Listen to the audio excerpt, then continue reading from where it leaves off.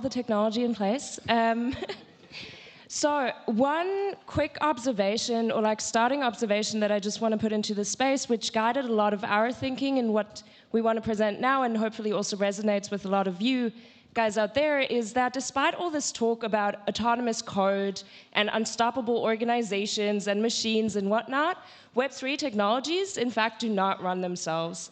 It is people, such as ourselves, who build and extend and maintain this ecosystem. And as such, we believe that making Web3 an equitable work environment for those people and building social security mechanisms to attract and maintain the talent that we need here should be a core priority for all of us, and obviously also funding it.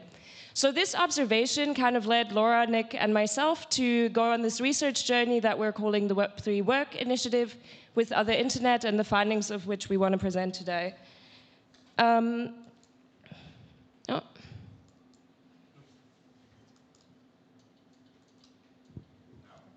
Now? Ah. All right, so what did we do? We tried to find out what do we need to do to create or to make Web3 an equitable work environment.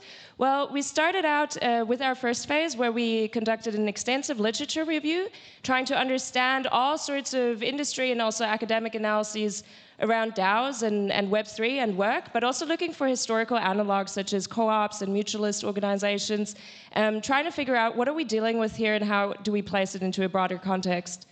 In phase 2, which we want to focus on today, we conducted some in-depth mixed methodology ethnographic research. So that was really engaging with the contributors themselves to ensure that what we're suggesting going forward actually matters to the people in this ecosystems and tackles issues that they're facing on a daily basis. Last but not least, and something that will be out in future, and Nick will talk a little bit more about, is we try to capture expert insights and use our learnings from this research journey to facilitate and come up with actionable mechanisms that we can all start building starting now that will improve the working conditions in Web3. 3 questions kind of guided our research and thinking more specifically. The first one was, are DAOs really the future of work? Or let's be honest, are they just a glorified form of gig labor? The second one is, what is DAO work even? What does it mean to be a contributor in Web3? What are the competing institutional and organizational logics that kind of come together in this space, and how do they help us make sense of this phenomenon? And then last but not least, what does financial and job security mean in this context? And what do we need to start looking at to improve those issues? As I said, we want to focus on the second phase of our research, this ethnographic part. Here we conducted a mixed method ethnography inspired by workers' inquiry. And workers' inquiry is really a tried and tested methodology that tries to generate insights about the worker from the perspective of the workers themselves. Has been done in many different contexts and tries to focus both on sort of the motivations and the needs and aspirations and what people talk about, but also go beyond what people are saying and look how work actually is by trying to investigate the mundane, the day-to-day structure of what this work is all about. So we conducted this ethnography with a total of 38 DAO contributors, representing over 50 different DAOs across infrastructure, service, social DAOs, whatnot. We did that by conducting 21 one-hour-long online in-depth interviews and also a 3-hour in-person workshop with another 17 contributors.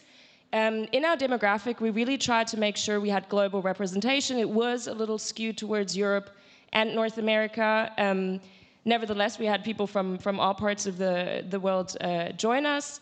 We also tried to ensure that people were working in different sort of legal relations to their DAO, so that was something that we really took care of. We spoke to people who are full-time employees at DAOs. We spoke to people who are contractors. We spoke to people who are volunteers officially. And we also engaged with people who don't have any formal sort of work agreement. We try to privilege people who have been in the space for a longer time to also give this perspective over various market cycles, and obviously this research taking place more in a bear market. maybe interesting beyond the demographic diversity that we try to encourage, we also try to understand, okay, what is that role, the DAO contributor? So with all the people we engaged, we conducted this diagramming exercise where on a scale from 1 to 5, we asked them to rank how much they identified with pre-existing sort of institutional logic. So for example, how much do you identify in your role as a gig worker? How much do you identify in your role as a politician? How much do you identify as a learner, student, CEO, what have you?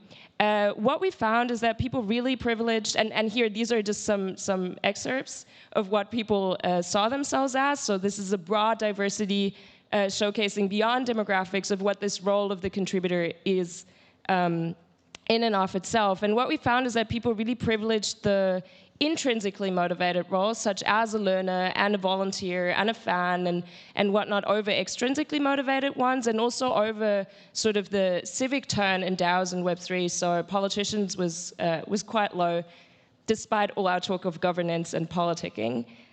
We conducted a similar exercise on the organizational level, trying to figure out what is that organizational context that you work in. Again, asking people to rank what is the role of your DAO? Is it a startup? Is it a state? Is it an educational institution?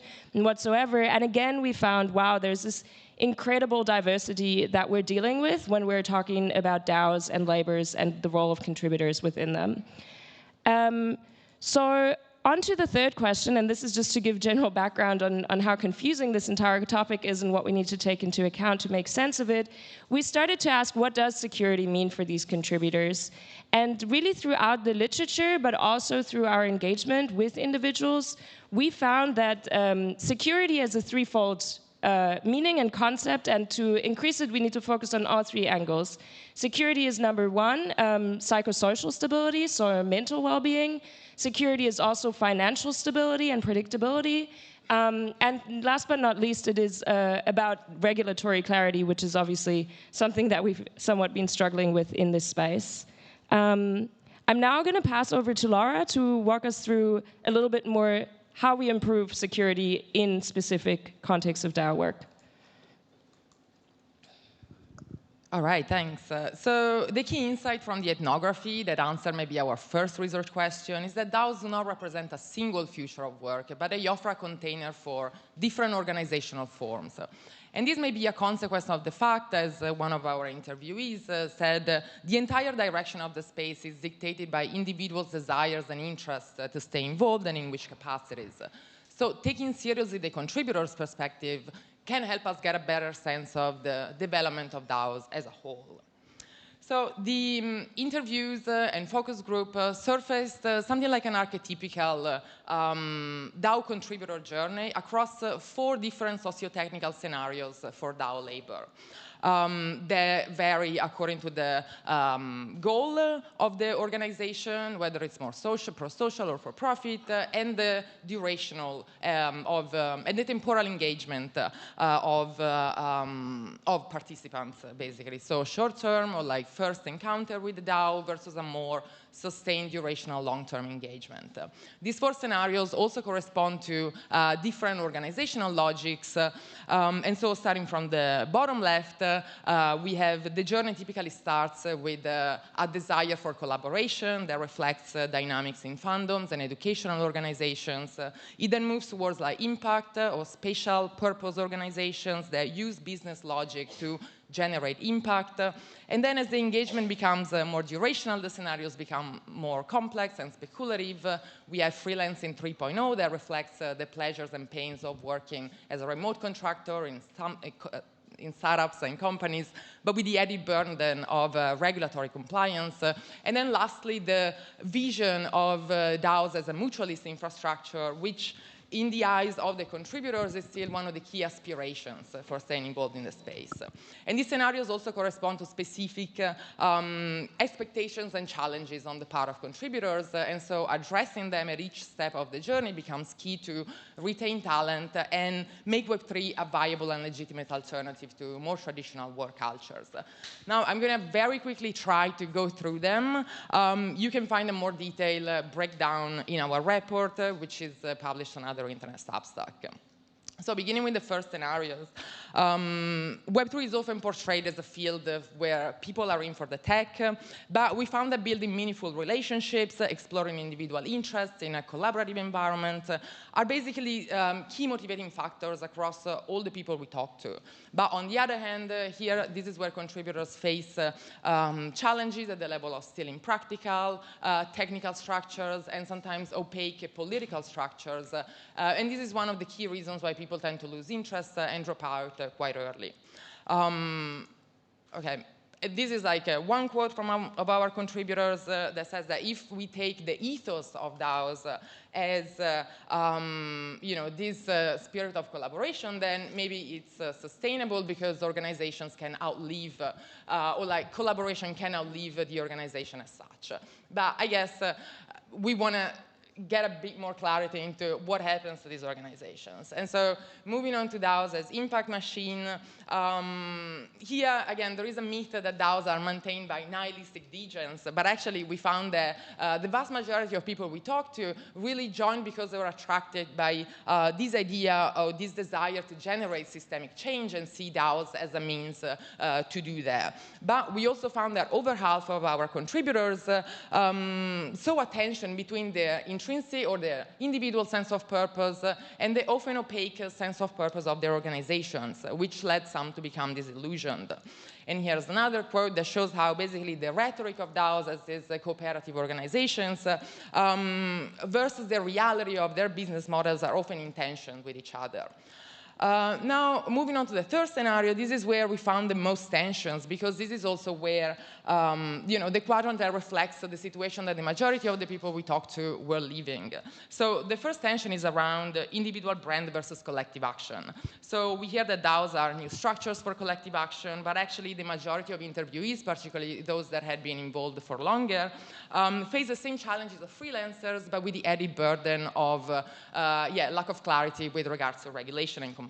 So one interviewee aptly compares DAO work to sex work because of the challenges. So DAO work is highly individualized and even more precarious than traditional freelancing, so that it becomes challenging to navigate the boundaries between individual self-interest and collective benefit. This is also where the tension between self-determination and self-exploitation becomes more pronounced. DAO contributors do enjoy the flexibility and self-determination that DAO allows, but without specific boundaries or working hours or clear expectations, a lot of people were prone to overworking and burnout. As one contributor also observed, it is the lack of boundaries that make it so that people that are the most passionate are the ones that burn out. But we actually want the opposite. Otherwise, it doesn't mean that are the ones that are less passionate that stay. So that's a danger to keep in mind. Another issue that contributes to burnout is the lack of transparency when it comes to work processes and information asymmetries between former core teams and contributors, which cannot be addressed solely by transparent technologies. Here's another quote that shows how progressive decentralization is often used by, again, former core teams to explain away power asymmetries. Also, in contrast with the myth that DAO work is highly lucrative, we found that people were well aware of getting paid less than traditional tech jobs, but they justify that with the wealth of intangible values that people gain through collaborations, network, experience, but this is not enough to sustain engagement through market cycles. So contributors don't want to get paid necessarily more, but they just would like to get paid in a more predictable manner. And lastly, there is a myth that DAO are owned by this was a quote that speaks for itself. I might skip it for time purposes, but again, we know that, or we are told that DAOs are owned by the contributors through tokens, but actually the contributors we talked to discussed their sense of ownership primarily in terms of ownership over the work process, in terms of reputation, pride, and impact, and not so much in number of tokens owned. And anecdotally, only two interviewees said that they actually refused to get paid in DAO token, and if they did, they would take their engagement as volunteering.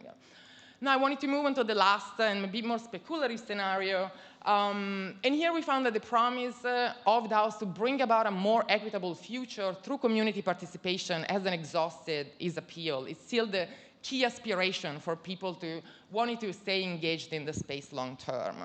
But DAO still suffer a bit of a problem of definition that at times sets the wrong expectations, especially when it comes to community participation. So that what makes a real DAO unique to our contributors is the community aspect, which is also what causes the most tensions due to the lack of conflict resolution processes. So that, as one of our interviewees said, either you find ways to solve the conflict or you can only rage quit.